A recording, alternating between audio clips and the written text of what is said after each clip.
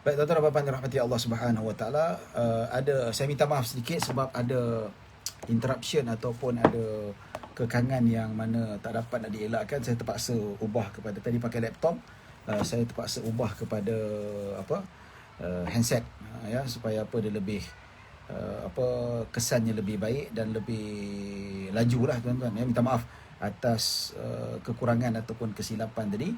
Jadi insya-Allah kita akan sambung pengajian kita, yang mana tuan-tuan dan puan-puan dirahmati Allah Subhanahu Wa Taala. Sekejap sebentar.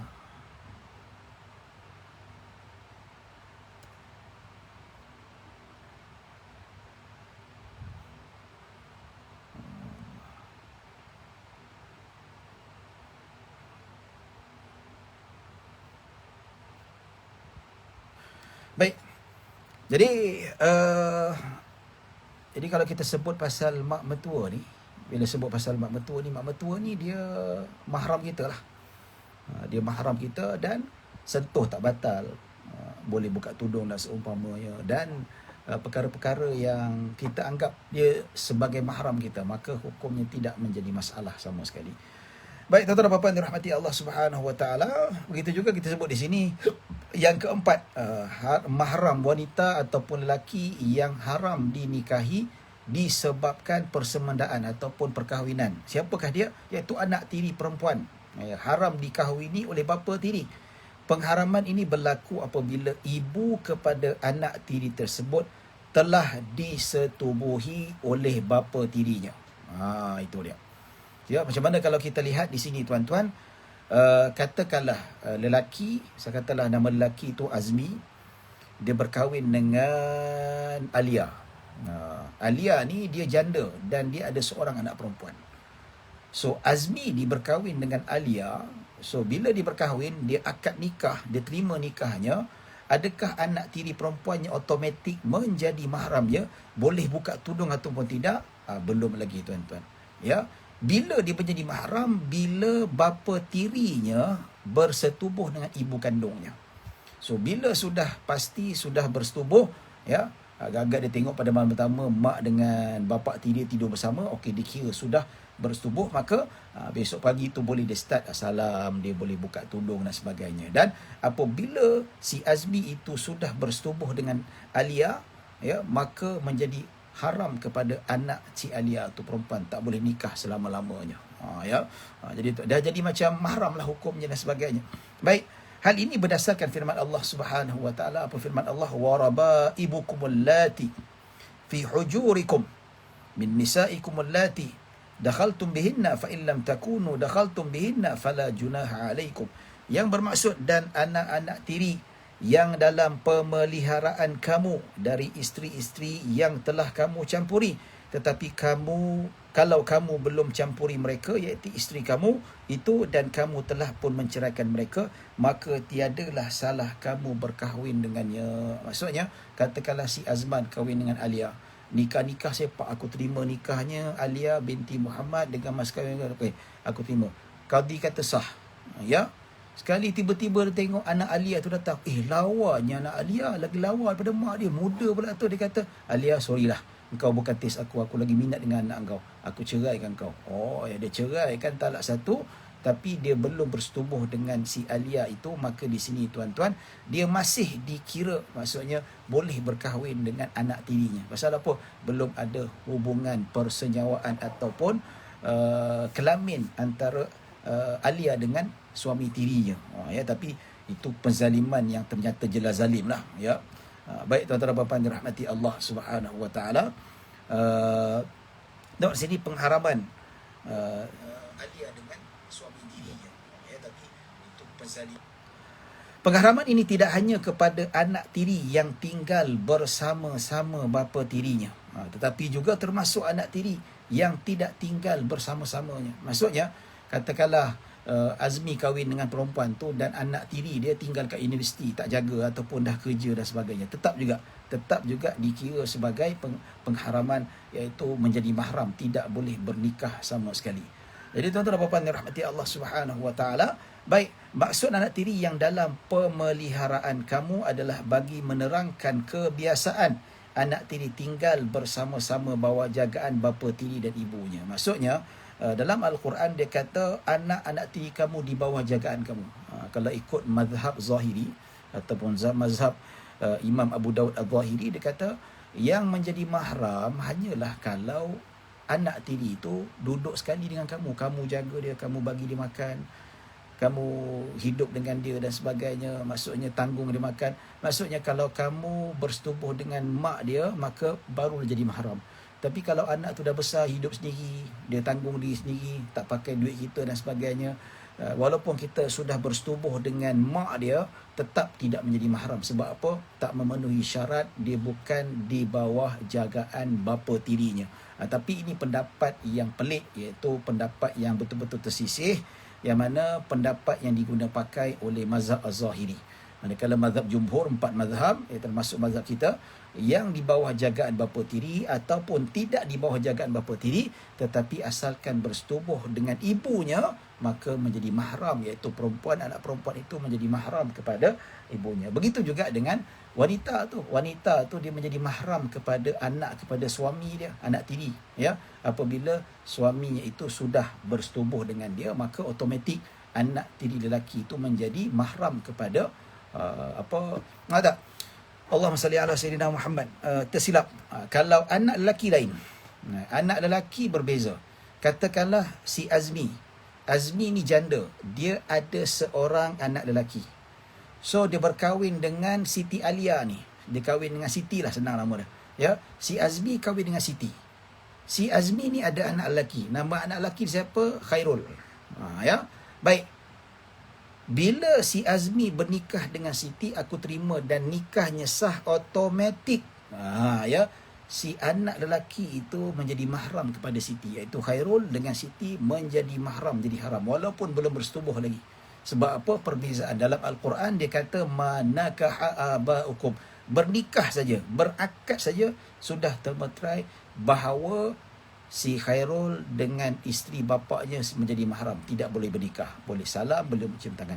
Tapi kalau si Azmi dengan anak si Siti itu, anak Siti nama dia siapa? Anak Siti nama dia katakanlah Fatimah nama dia. Dia boleh kahwin selagi mana apabila walaupun sudah berakad nikah, tetapi Azmi belum menyetubuhi si Siti itu. Itu tak apa, jelas kat sini ya. Baik tuan-tuan dan puan-puan dirahmati Allah Subhanahu wa taala. Apabila kita sebut tentang perkara ini, katakanlah Khairul dengan Fatimah boleh berkahwin tak? Nampak tak? Ya. Dua-dua dah dibanding tinggi. Maksudnya Azmi punya anak namanya Khairul, ya. Dan Fatimah punya anak adalah Siti punya anak Fatimah. So Fatimah dengan Khairul boleh berkahwin tak? Boleh berkahwin, tak ada masalah, no problem. Sebab apa? Tidak ada hubungan kait yang mana yang menjadi mahram si Khairul dengan si Siti saja. Dan si Fatimah dengan si Azmi, bila si Azmi sudah berjaya menyetubuhi Siti, isterinya yang sah itu. Ya tuan-tuan dan puan-puan dirahmati Allah Subhanahu wa taala. Ada satu isu yang minat untuk saya jawab. 2-3 hari lepas ada kawan saya bertanya, dia kata, ada seorang lelaki ni, seorang perempuan, yang mana seorang perempuan ni dia berkahwin dengan suami pertama dia. Selepas berkahwin dengan suami pertamanya, maka dia pun bercerai. Ya, baik. Tapi dia dengan suami pertamanya tak ada anak. Lepas tu dikahwin dengan perkahwinan kedua dengan lelaki lain. Perkahwinan dengan lelaki yang kedua ini ada anak. Itu dia. Ada anak. Baik. So katakanlah wanita ni berkahwin kedua, dia ada anak. Jadi orang kata anak yang wanita ini hasil perkahwinan kedua, dia ada hubungan mahram tak? Boleh tak anak perempuan yang hasil perkahwinan kedua ni bernikah dengan bekas suami yang pertama tu? Persoalannya. Boleh jawab tak? Ya. Senang saya dah bagi gambaran macam mana kita nak kata bahawa okeylah, katakanlah pertama Siti berkahwin dengan Ali. Okey. Lepas tu bercerai. Okey, Siti dengan Ali perkahwinan, tidak ada anak. Okey, senang ceritalah, kita ambil simple punya. Lepas tu Siti hidup menjalani kehidupan, jumpa pula dengan Azmi. Bercinta dengan Azmi, berkahwin dengan Azmi. Nampak tak situ? Bila berkahwin dengan Azmi, tuan-tuan, kita tengok macam mana. Nampak nampak? Ada anak. Nampak? Yang Ali tu dah tak ada dah. Dah tak ada dalam kehidupan tu.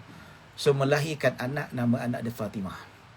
So, persoalannya sekarang dia kata, anak Siti dengan Azmi tu, namanya Fatimah, boleh tak bernikah dengan si Ali? Ya. Bekas suami si Siti perkahwinan pertama. Boleh tak? Nampak tak? Boleh tak? So, di sini saya serahkan kepada tuan-tuan. Kalau boleh jawab, sila jawab. Saya minta tolong jawab dekat sini. Nampak? Siapa boleh jawab, jawab. Salah pun tak apa. Ya. Dan bagi jawapan, tak boleh, kenapa? Kalau boleh berkahwin, kenapa? InsyaAllah. Ya. Saya akan tengok dan insya-Allah jawapan yang sebenar saya akan buat keputusan. Apa kita nak bagi, betul atau salah, kita akan bagi pada penghujung rancangan nanti tuan-tuan, lebih kurang dalam 10 minit ataupun 15 minit sebelum kita menghabiskan rancangan kita. Baik tuan-tuan dan puan-puan dirahmati Allah Subhanahu wa taala. Baik. Okey.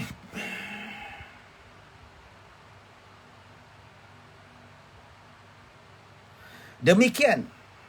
Ya. Baik.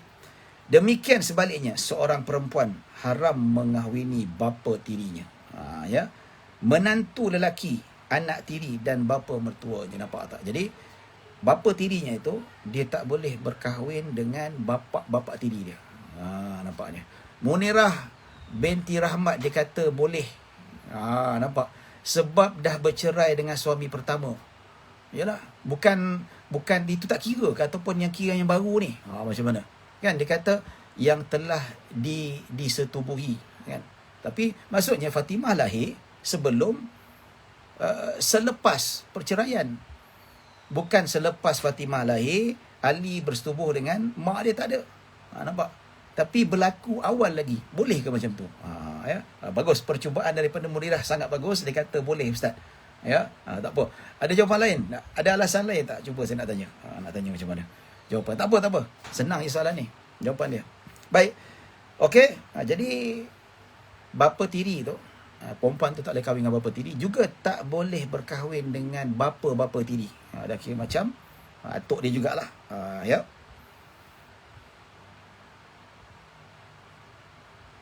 Begitu juga menantu. Anak tiri. Anak tiri maksudnya kalau dia ada anak tiri, katakanlah Azmi ada anak, Fatimah ada anak lelaki, maka isteri kepada Azmi pun tidak boleh dinikahi. Tuan-tuan dan puan-puan dirahmati Allah Subhanahu wa taala. Baik. Ya, ada jawapan lain. Soalan yang ustaz tanya tu senang, jawapannya tu yang susah ini Bapak Irfan. Ya tak? Persoalannya, boleh tak si Fatimah berkahwin dengan Ali, iaitu bekas suami mak dia yang pertama dulu. Munirah kata boleh. Ya, pasal apa? Sebab sebab dah bercerai dengan suami pertama tu. Tak juga. Ya, tak juga. Itu bukan alasannya. Daripada Khairul Akilah dia kata boleh bernikah sebab tiada pertalian darah dan tiada sebab pengharaman. Tetapi ini kata Khairul Akilah. Tapi kalau saya nak kata, si Ali tu pernah bersetubuh dengan si Siti.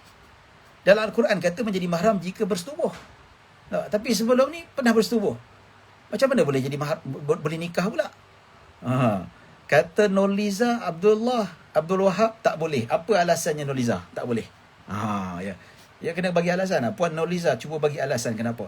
Ya, Khairul Akilah cuba memberi alasan. Bagus, alhamdulillah. Ya. Dan sekurang-kurang ilmu fiqh ni kita kena tahu alasannya, apa elah dia. Ya. Baik. Saya akan bagi jawapannya pada penghujung nanti. Ataupun kita bagi minggu depan ke? Ya, tak adalah. Okey, jawapannya. Saya bagi jawapan teruslah.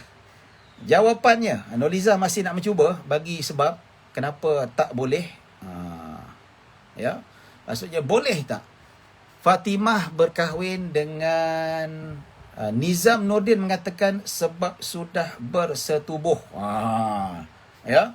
Maksudnya sudah bersetubuh, maksudnya tak boleh lah. Okey. Baik. Persoalannya, Fatimah boleh tak bernikah dengan Ali, iaitu bekas suami mak dia yang pertama. Dengan Azmi, of course lah tak boleh kan. Bapa tiri dia memang selepas dia dilahirkan, lepas tu Azmi berkahwin dengan Siti dengan Azmi bersetubuh, automatik si Fatimah menjadi mahram kepada Azmi. Bapa tiri. Bukan. Azmi tu bapa kandung dia. Ya. Baik. Okey, Nurliza mengatakan sebab Siti sudah bersetubuh. Baik. Jawapannya memihak kepada Nurliza, kepada siapa lagi? Kepada siapa? Nizam Nordin. Betul. Maksudnya tidak boleh bernikah. Sebab apa? Jawapannya betul, sebab Ali pernah menyetubuhi mak dia. Nampaknya menyetubuhi mak dia walaupun dia belum lahir sekali. Sebab apa? Kalau ikut Habib Muhammad Asy-Syatiri dalam kitab dalam kitab syarah, dalam syarah kitab Duratul Yatimah, dia kata pengharaman tu tak kira sama ada awal ataupun akhir, setelah Fatimah tu lahir ataupun belum dia lahir lagi. Maka di sini kenapa pula kita kata Fatimah bukan anak tiri suami pertama? Sebab yang Ustaz syarahkan tadi, tak ada. Dia anak tiri ni bukan yang semesti bawah jagaannya, tidak. Ya. Maksudnya dia sudah bersetubuhi. Rabaib ni biasanya kebiasaannya, tapi ilahnya adalah sebab sudah bersetubuh. Ya. Rabaib ni anak tiri di bawah jagaan. Kebiasaannya kalau kita kahwin dengan perempuan tu, kita jagalah anak dia sekali kan, itu kebiasaan. Ya. Tetapi yang disebabkan apabila mana-mana lelaki yang pernah menyetubuhi ibu kita, maka automatik dia menjadi mahram, walaupun sebelum itu sekali. Maka pada umumnya ayat Al-Quran itu dia kata allati dakhaltum bihinna, yang kamu masuk, yang kamu sudah bersenyawa ataupun sudah bersetubuh. Jadi walaupun Fatimah belum lahir, tetapi Siti dengan Ali sudah berkahwin secara sah dan dia sudah bersetubuh, maka automatik Ali pun dikira pangkat seperti bapa tirinya. Ali tidak boleh berkahwin dengan Fatimah. Dan disebutkan oleh Al-Imam Nawawi rahimahullah ta'ala, dan begitu juga semua kitab-kitab fiqah menyatakan bahawa tak kiralah tak kiralah persetubuhan jenis apa, walaupun persetubuhan haram. Kata Munirah, begitu ya Ustaz, makna kena tahulah maknya pernah kahwin dengan siapa. Betul lah, pernah kahwin, betul ya. Sekiranya situasi ini berlaku, maka kena farak, nikah raya. Yes, kena farak. Dia katakanlah anak si Siti itu berkahwin dengan Ali. Dia tak tahu Ali ni pernah berkahwin dengan Fatimah. So automatik bila dia tahu saja si Ali ni pernah berkahwin dengan dengan Siti dan pernah bersetubuh, maka automatik kena farak. Betul, tepat sekali kata Puan Murinah itu yang tadi. Ya. Dan kata Imam Nawawi, persetubuhan itu tak semestinya persetubuhan yang halal. Persetubuhan haram pun ya juga. Itu juga katakanlah perempuan katakanlah seorang perempuan berzina dengan seorang lelaki. Dia pernah bersetubuh. Lepas tu dia berpisah. Lepas tu perempuan itu berkahwin dengan seorang lelaki. So hasil perkahwinan itu ada anak. Anak perempuan itu pun tetap tidak boleh berkahwin dengan bekas teman lelaki zinanya. Sebab apa? Ilahnya adalah persetubuhan. So persetubuhan ini adalah sama ada halal ataupun tidak. Baik tuan-tuan dan puan-puan dirahmati Allah Subhanahu wa taala. Irfan faham ya? Irfan dah faham ni, bolehlah kahwin. Kalau dah faham. Baik tuan-tuan dan puan-puan dirahmati Allah Subhanahu wa taala. Kita lebih kurang ada 15 minit saja lagi tuan-tuan.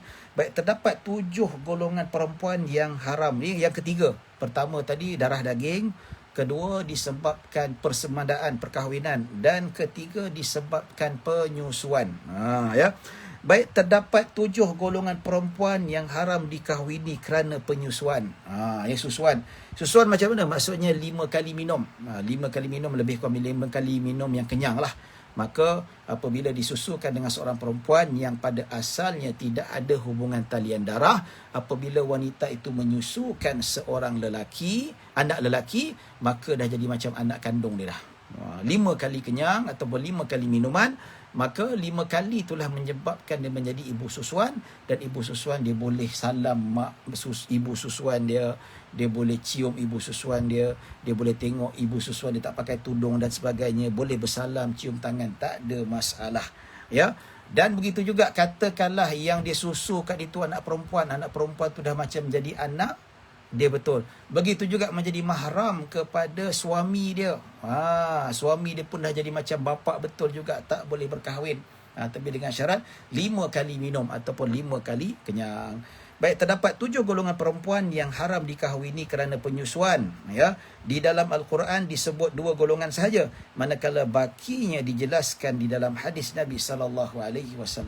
Ala kulli hal, ya. Baik.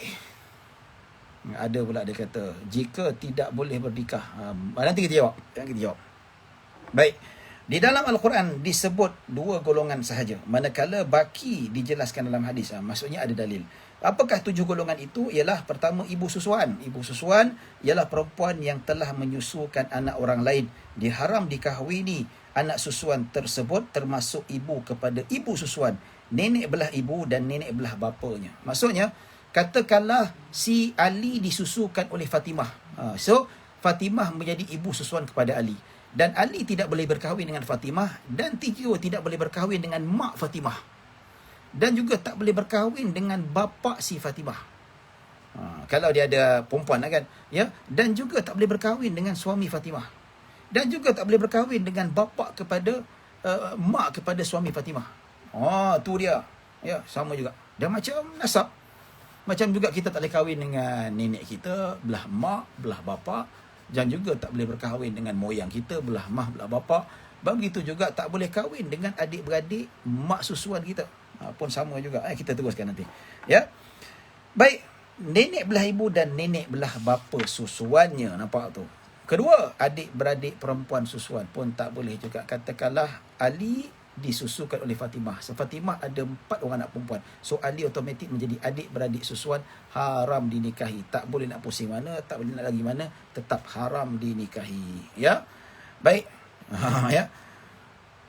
Mereka ialah perempuan lain yang menyusu dengan ibu kita, atau kita menyusu dengan ibunya. Nampak tak? Sama ada kita ni, ada perempuan, ada anak perempuan lain, dia menyusu dengan mak kita. Jadi anak susu. Ataupun kita menyusu dengan perempuan itu, anak-anak perempuan ni menjadi mahram.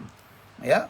Dan perempuan yang lain sama-sama menyusu dengan seorang perempuan, ataupun sama ibu lah yang susu tu, minum susu ibu yang mana mengenyangkan 5 kali minum yang sampai dia rasa puas lah.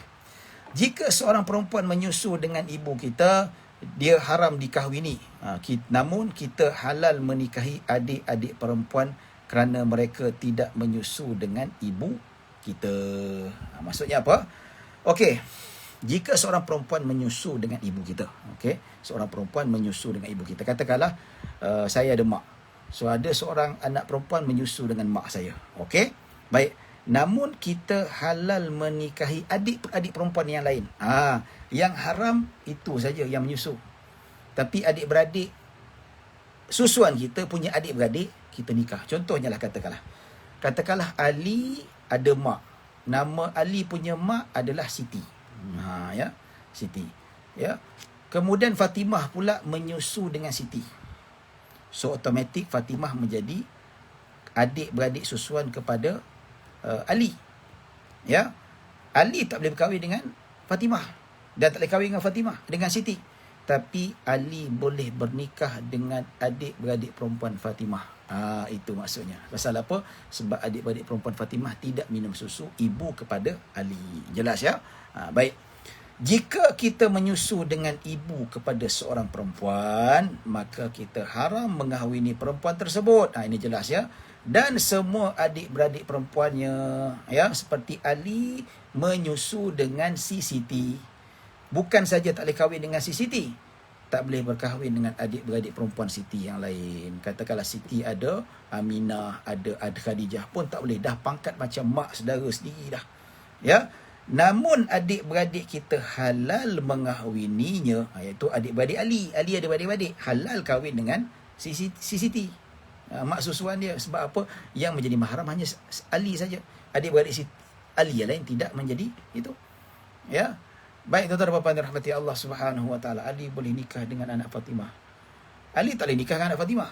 Mana boleh? Sebab apa? Dah jadi adik-beradik susuan. Ya, tak boleh. Tidak boleh kahwin nikah dengan anak Fatimah. Sebab apa? Anak Fatimah itu dia macam ni sedang ya. Ya. Ali menyusu dengan Siti. Ya. Siti menjadi ibu susuannya. Dan anak-anak perempuan Siti menjadi mahram kepada Ali. Nampak? Ya. Tapi adik-beradik Ali yang lain tidak menjadi mahram kepada Siti dan anak-anak perempuan Siti. Tidak. Dia tak ada kepada yang Ali saja. Itu kena faham. Okey. Namun adik-beradik kita halal mengahwininya. Maksudnya yang menjadi mahram kepada Siti dan anak-anaknya hanya Ali saja. Manakala adik-beradik Ali yang lain seperti Ahmad ke, seperti Syuja' ke, dan tidak menjadi mahram kepada Siti dan anak-anak perempuan Siti yang lain. Ya, jelas. Baik. Tuan-tuan dan puan-puan dirahmati Allah Subhanahu Wa Taala, ini kerana mereka tidak menyusu dengan ibu kita dan adik-beradik kita, ya, pula menyusu dengan ibu perempuan itu. Maksudnya tak menyusu lah, maka tidak ada kaitan dengan hubungan keluarga penyusuan, maka tidak dikira mahram ataupun haram dinikahi. Baik tuan-tuan dan puan-puan dirahmati Allah Subhanahu Wa Taala, hal ini berdasarkan firman Allah Subhanahu Wa Taala, wa ummahatukum allati arda'nakum wa akhawatukum minar radha'ah, yang bermaksud dan ibu-ibu kamu, yakni diharamkan bernikah dengan ibu-ibu kamu yang telah menyusukan kamu dan anak dan saudara-saudara susuan kamu. Maksudnya apa? Ibu-ibu kamu yang menyusukan kamu sudah menjadi mahram, kamu tak boleh bernikah dengannya. Dan Allah menyatakan lagi, dan adik-beradik susuan kamu, iaitu anak kepada ibu susuan yang lain. Jelas ya? Baik tuan-tuan dan puan-puan dirahmati Allah Subhanahu Wa Taala. Ya. Jadi kita nak sambung ni panjang lagi sebenarnya. Jadi kita akan jawab persoalan, ada soalan sedikit kita akan jawab, dan yang selebih tu kita akan sambung, dan ada beberapa permasalahan yang kita nak bincangkan tentang hukum hakam berkaitan dengan ibu susuan. Ini menarik ni tuan-tuan. Bagaimana macam ni pula? Bagaimana pula kalau perempuan tu dia tak ada anak, dia tak ada kahwin, tapi dia makan pil, ya, lepas tu dia menghasilkan susu, dia makan hormon, ada susu, dia susukan anak lelaki ataupun anak perempuan. Jadi mahram tak? Ya. Kalau jadi mahram macam mana pula lepas tu dapat jodoh berkahwin? So boleh menjadi tak? Boleh menjadi ibu susuan tak? Menjadi bapa susuan tak? Ya, ini persoalan kita akan jawab nanti tuan-tuan, ya. Sebab apa, kalau saya nak sambung ni panjang cerita dia. Panjang dan masuk haram sementara, dia satu bab yang yalah agak complicated. Perbahasannya menarik. Kalau kita sambung ni mungkin dia makan masa setengah jam jugalah. Gitu, ataupun dah penat, ataupun saya pun dah penat juga. Jadi kita pun nak kena juga jawab persoalan yang ada dekat sini, ya.